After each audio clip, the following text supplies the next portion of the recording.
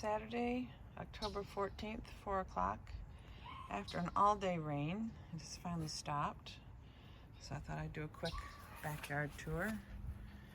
This is outside of the gate here. We've got the elephant ears, the banana tree, the canna lilies.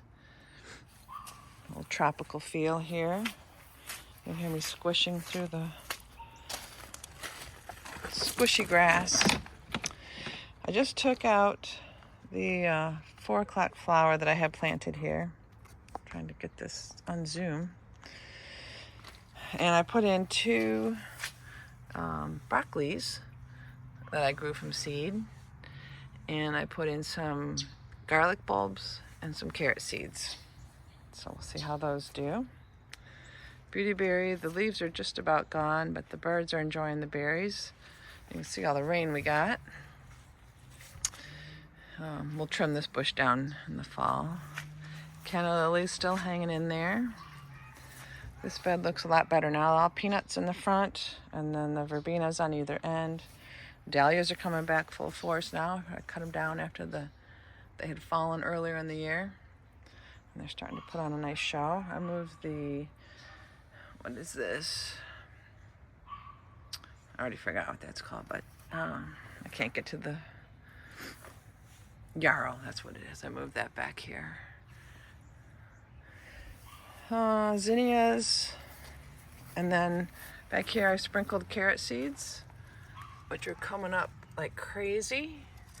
And I watched the gardener farmer on YouTube. He says you can't have too many carrots. They keep the weeds out. So what the heck? Let them there. I know they're way too thick. And I also know this is not very good soil. It's not very deep. So they're not going to get very long, but maybe I'll get a lot of little ones. I can just cook them up in soups and stews. I'm okay with that. I got a couple potatoes growing. Filled that all the way up. This one I started new. Some more potatoes. We'll see if they make it. And these broccoli plants are doing great. I bought those at Home Depot, I think. They're getting nice and big. The blanket flowers are blooming again. There's that one little red comb flower down in here. Never got tall, but I moved him, so I'm surprised that he bloomed at all. I've got milk jugs over teeny little pea plants. I don't think they're gonna make it. Somebody's eating them. It's supposed to be a little greenhouse, but I don't think it's working. So broccoli, this is broccoli from plants that I got at Home Depot or Walmart or wherever. This is broccoli seeds that I grew the seedlings from, so they're smaller. So I have a lot of broccoli if they make it. Hopefully I'll get a lot. And hopefully not all at once. Hopefully it's staggered enough. Zinnias. Bee balm back there. Passion flower. The sad looking butterfly bushes. So, obedient flowers. And then everything's sort of knocked down from the rain, but there's the sun patience. And the vincas, and that's the hollyhock back there. Did not bloom this year, but hopefully next year. And then mom, look at this mom. Absolutely amazing. I love the color of it. I love the raindrops on the blossoms. It's just so pretty. Moms are not usually my favorite, but this one's just spectacular. And then, of course, we got cosmos, zinnias, and this sun patient. It's huge. One little bitty plant did this. It's amazing. This Mexican heather came back from last year. It died, and I thought they were going to be an annual, but so it got planted over the top of and came back anyway. Still no morning glory flowers. I do have teeny tiny little buds. So I can find some. Teeny tiny. So at some point, maybe I'll have flowers before the frost. I don't know. I mean, we're a month away from our first frost date, so I had flowers long before this last year. I don't know why this is not flowering. It did a beautiful job on the arch. If that was full of solid blue flowers, I'd be very happy. I leave on Halloween to go to Richmond for a week to take care of Nora. And what do you want to bet? That's when it starts flowering. Oh, I'm gone. It's all up there. I want to pull them out of the bushes, the neighbors. I mean, it's everywhere. So if they turn blue, they'll be really pretty, but I hope I'm here to see it before the frost. Been taking a lot of things out of this garden. The zinnia, of course, is doing great. Pulmonaria, these are annuals down here. Lantana. I put garlic at the ends of each of this bed where the black soil is. Cutting things down. We're gonna take out this wisteria probably tomorrow. I'm gonna cut it down. The trellises underneath there that you can barely see, I bought to grow clematis on, and then Mom gave me this wisteria, which I like, but I don't like how it's growing. I think it's messy looking. It's invasive. It's huge. Look at the trunk. The size of this trunk is just huge. We're gonna have to get a chainsaw to cut that down and hopefully dig it out and get it out of here and let this clematis that's trying to grow, or else I'll get another one, and use that trellis, which is what I bought it for in the first place. It's underneath there. So anyway, that's the goal for tomorrow. It was too wet to do that today. I cleaned out this quite a bit. All that extra tomatoes that were falling over, but I'm still getting them. Still getting tomatoes. I bring them in before they're totally red so that the bugs don't get to them too bad. And they're still tasty. They're still really nice.